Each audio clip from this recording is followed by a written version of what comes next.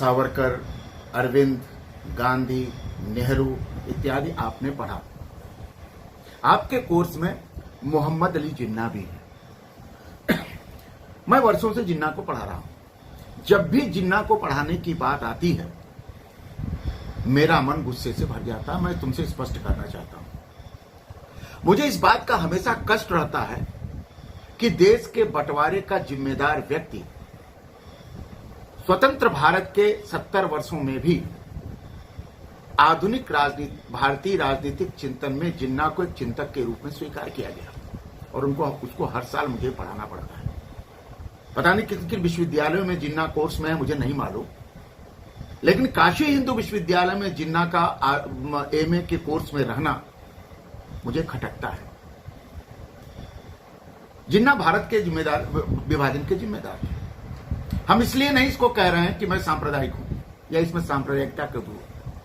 आप भी जानते हैं कि जिन्ना भारत के विभाजन के जिम्मेदार थे। हम जिन्ना को क्यों पढ़ें? जिन्ना को पढ़ने की क्या आवश्यकता है? जिन्ना के पढ़ने से एमए पॉलिटिकल साइंस के विद्यार्थियों को क्या क्या लाभ हो सकते हैं, यह हमको समझ में नहीं आता।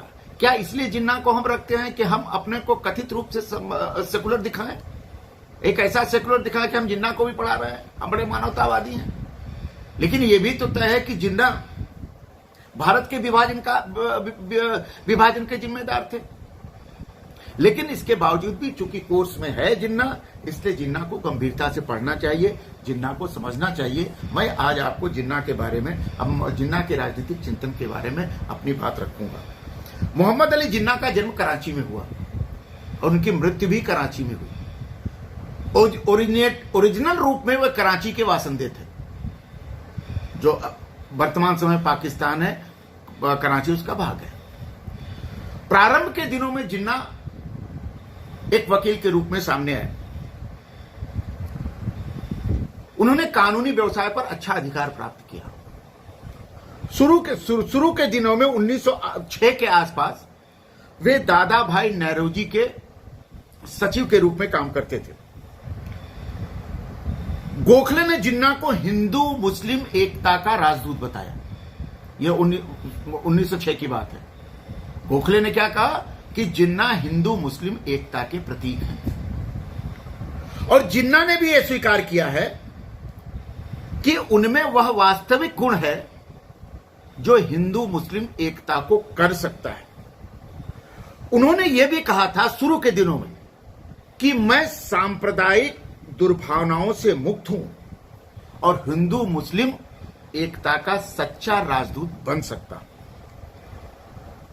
जिन्ना ने गोखले का बड़ा सम्मान किया, जिन्ना ने नेहरूजी का बड़ा सम्मान किया। उन्होंने गोखले को एक महान राजनीतिक ऋषि, भारतीय वित्त के पंडित, शिक्षा और सफाई का सबसे बड़ा समर्थक माना। सफाई का समर्थन, जो आज स्वच्छ भारत अभियान चलता है, वो गोखले के समय में भी एक प्रॉब्लम था, एक समस्या थी।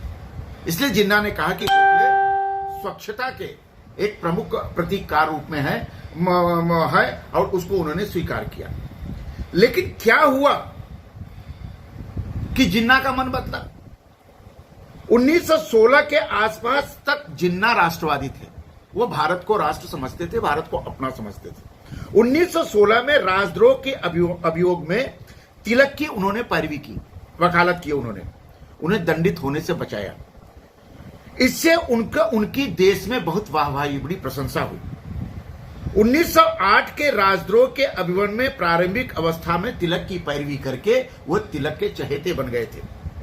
1912 में जिन्ना ने गोखले द्वारा प्रस्तावित प्राथमिक शिक्षा विधेयक का समर्थन किया। माने गोखले के विचारों को उन्होंने स्वीकार किया। जिन्ना ने 1912 के आसपास। 1910 में जिन्ना को बंबई के मुस्लिम निर्वाचन क्षेत्र में साम्राज्यीय विधान परिषद का सदस्य चुना गया। 1916 में वे फिर उसी विधानसभा से चुने गए। गोखले के शिक्षा विधेयक और जहाज हस्तांतरण विधेयक और भारतीय दंड विधेयक संशोधन में उन्होंने गोखले के पक्ष में मार्मिक भाषण दिए। अखिल भारतीय मुस्लिम लीग की स्थापना 1906 में हुई। उसका पहला अधिवेशन 1906 में आगा खां के नेतृत्व में ढाका में हुआ। 22 मार्च 1913 को लखनऊ अधिवेशन में अखिल भारतीय मुस्लिम लीग ने अपना नया संविधान अंगीकृत किया। मोहम्मद अली तथा सैयद वजीर हुसैन ने जिन्ना को मुस्लिम लीग में सम्मिलित होने को राजी कर दिया। मतलब 1913 के 22 मार्च 1913 के बाद जिन्ना मुस्लिम लीग के सदस्य बन जाते हैं। 1914 में भारतीय राष्ट्रीय कांग्रेस ने भारतीय परिषद के प्रस्तावों के सुधारों के संबंध में एक प्रतिनिधि मंडल इंग्लैंड भेजा। उसमें जिन्ना को प्रतिनिधि मंडल का नेतृत्व सदस्य बनाया। मतलब कांग्रेस और जिन्ना के संबंध प्रारंभ के दिनों में अच्छे थे।